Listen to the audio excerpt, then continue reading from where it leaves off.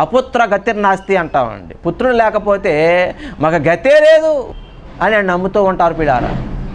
మరి అలాగైతే ఈ లోకంలో చాలామందికి కుమారులు ఉండరు, ఈ లోకంలో చాలామంది కుమారులు ఉండరు, కూతుర్లే ఉంటారు. కొంతమందికి అయితే అసలు పిల్లలే ఉండరు. మరి వాళ్ళందరూ నరకానికి వెళ్ళిపోతారా?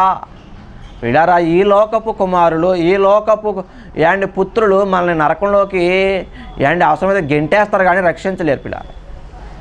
ఈ లోకపు పుత్రుల వల్ల, కుమారుల వల్ల మనకు మోక్షం దొరకదు. ఇక్కడ చెప్పే పుత్రుడు ఎవరు? ఇక్కడ చెప్పే కుమారుడు ఎవరు? ఎవరంటే పిల్లారా, యేసుక్రీస్తు ప్రభు. సర్వమానవులందరికీ శిశువుగా, కుమారుడుగా ఆయన ఈ లోకానికి బహుమానంగా వచ్చాడు. యెషయా గ్రంథంలో అంటాడు, ఏలయనగా మనకు శిశువు పుట్టెను, మనకు కుమారుడు అనుగ్రహించబడిను. సర్వమానవాళి అందరినీ రక్షించడానికి ఒక కుమారుడిగా ఈ లోకంలో అవతరించాడు పిల్లారా, ఉద్భవించాడు పిల్లారా, జన్మించాడు పిల్లారా. ఆయన ఎందుకు వచ్చాడంటే తన ప్రజలను